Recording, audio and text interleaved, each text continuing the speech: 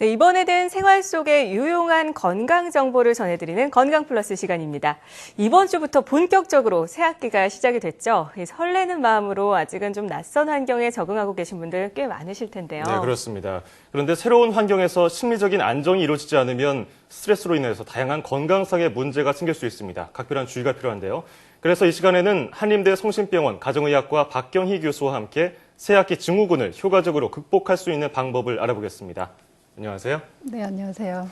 네, 이제 이번 주부터 새 학기가 시작돼서 초중고등학교, 대학교까지도 다 새로 학기가 시작됐는데 이 아이들이 학교 가서 잘 적응할 수 있을지 부모님들이 걱정을 많이 하고 있어요. 아이들의 어떤 모습을 부모님들이 잘 살펴봐야 될까요? 네, 사실 새 학기가 시작되면 새로 입학한 아이나 학년이 올라간 아이 모두 새로운 환경을 마주했다고 볼 수 있는데요.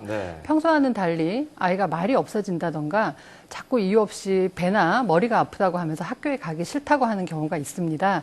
그런 경우에는 혹시 적응하는 과정에서 문제가 없는지 좀 살펴보실 필요가 있는데요. 이럴 때 무조건 학교 생활에 빨리 적응하라고 다그치게 되면 더 나쁜 효과가 있기 때문에 잦은 대화를 통해서 아이가 힘들어하는 것이 도대체 무엇이고 어떤 것을 부모들이 도와줄 수 있는지를 알아보는 것이 필요합니다. 선생님과의 면담을 통해서 아이의 학교 생활을 파악하는 것도 필요한데요.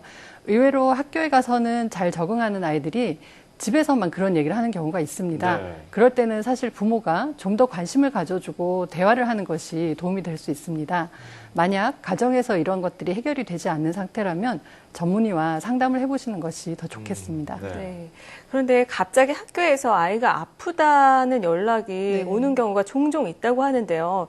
이렇게 응급 상황이 발생할 때 어떻게 대처를 해야 될까요? 네, 학교에서 이제 갑자기 일을 하고 있는데 학교에서 전화가 오면서 아이가 열이 난다, 아니면 토했다, 아니면 다쳤다던가 쓰러졌다라는 응급 상황을 겪고 있는 연락을 받으시면 부모님들이 상당히 당황을 많이 하게 되죠. 근데 만약에 아이가 기존에 치료를 받고 있거나 앓고 있던 질병이 있다면 학교에 그 부분을 반드시 미리 알려주는 것이 필요합니다.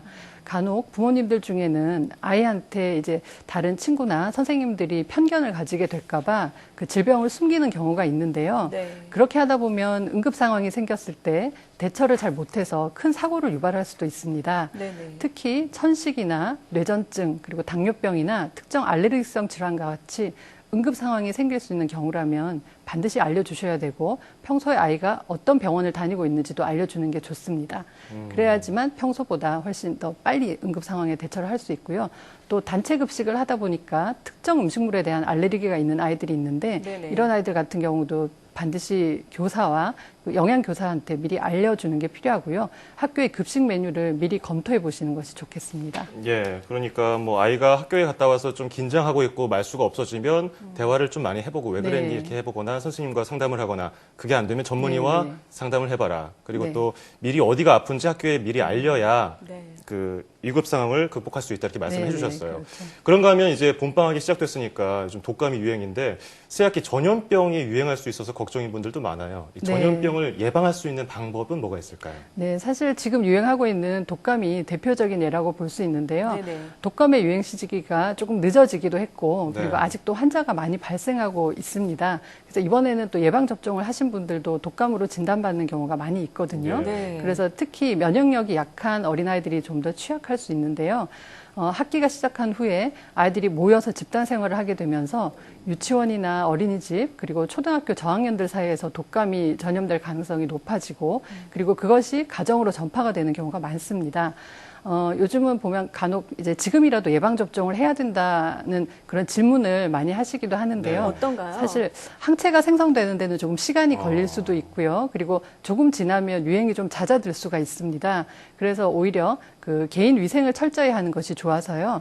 손 씻기를 철저히 한다던가 아니면 요즘은 이제 황사나 미세먼지도 많기 때문에 호흡기 점막을 건강하게 유지를 하기 위해서 마스크를 쓴다던가 물을 많이 먹는다던가 하는 것도 도움이 될 수 있습니다. 그리고 무엇보다도 불필요하게 이제 아이들에게 스트레스를 많이 주면 또 피로해질 수 있고 면역력도 떨어지니까 피로해지지 않게 규칙적인 생활을 할 수 있게 도와주는 게 좋겠습니다. 그러니까 지금 예방접종하는 것은 굳이 그렇게 할 필요는 없는 거고 그리고 할 수도 있는데 네네. 네, 사실 조금 지나면은 이제 시기가 지나게 되거든요. 네, 깨끗하게 손발을 씻고 규칙적인 네. 생활을 하고 그리고 마스크 사용이나 물 많이 먹기를 권장을 하시는군요.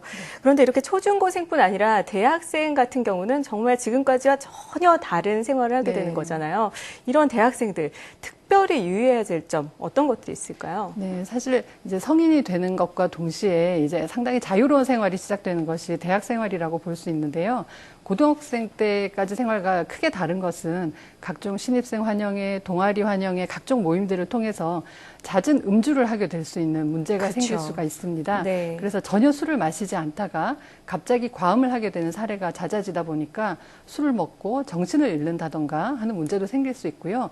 가장 흔하게는 술을 마신 뒤에 이제 토하면서 식도에 손상을 입는 경우를 볼 수도 있습니다.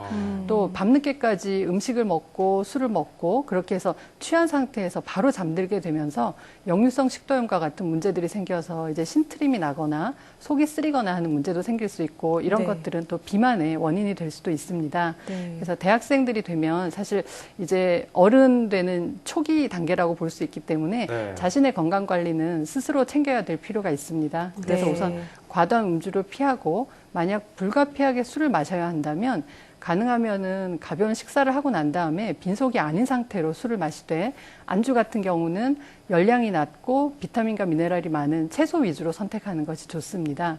그리고 입시 위주로 이렇게 생활을 하다 보니까 많이 체력이 약해져 있는데요. 그런 체력을 보강해야 되는 시기이기도 하니까 본인이 앞으로 아주 재밌게 오랫동안 운동을 할 수 있는 그런 항목을 하나 정해서 네. 계속 꾸준히 노력하면 될 것 사실 같습니다. 아까 역류성 식도염 얘기를 해주셨는데 자가 진단할 수 있는 방법이 있습니까? 네, 대개 역류성 식도염은 증상이 없는 경우도 있는데요. 이유 없이 가슴이 아프다던가 이제 신트림이 나는 경우도 있고 우리가 이제 흔히 생목이 올라온다고 그러죠. 이제 그런 식으로 약간 이게 가슴 부위가 불편한 듯한 답답한 느낌을 가지는 경우도 있고요. 이유 없이 마른 기침이 계속되는 경우도 있습니다. 네, 뭐 연령대를 뭐 불문하고 이런 역류성 식도염 같은 게 많이 나오고 있고, 그러니까 한마디로 젊다고 음주 마음대로 하고 다니다가는 큰일 날 수 있다 이런 왜냐하면 얘기죠. 전혀 하지 않다가 이제 갑자기 하게 되니까 더 위험할 수 있죠. 서서히 준비 단계를 거쳐서 음주를 하더라도 적당히 해야 된다 네, 이런 네. 말씀을 하셨어요.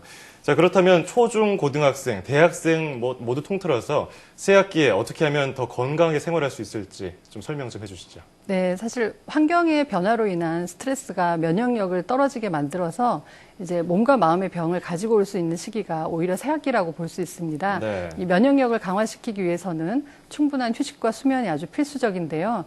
아이들의 경우에는 잠을 적게 자면 오히려 이런 것들이 집중력을 저하시킨다던가 학업 능력을 저하시킬 수도 있고요. 비만의 원인이 되기도 하고 많은 만성질환의 원인이 되기도 합니다. 그렇기 때문에 저학년 아이들 같은 경우는 9시간 이상, 고학년의 경우에는 최소한 8시간 이상은 숙면을 취하게 도와주시는 것이 좋겠고요.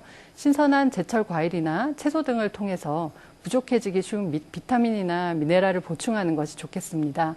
또한 면역력 강화에 사실 운동만큼 좋은 게 없습니다. 그렇기 때문에 어렸을 때부터 규칙적으로 운동하는 것을 몸에 배게끔 부모님들이 도와주시는 것이 무엇보다 중요하겠습니다. 네, 그러니까 충분한 수면과 영양 섭취 그리고 규칙적인 운동으로 면역력을 강화하는 것이 무엇보다 아주 중요해 보이는데요. 이와 함께 아이들이 새로운 환경에 잘 적응할 수 있도록 주변에서 세심하게 관심을 기울일 필요가 있겠습니다. 자, 지금까지 한림대 성심병원 가정의학과 박경희 교수와 함께 새학기에 필요한 건강관리 방법에 대해서 알아봤습니다. 오늘 말씀 고맙습니다. 네.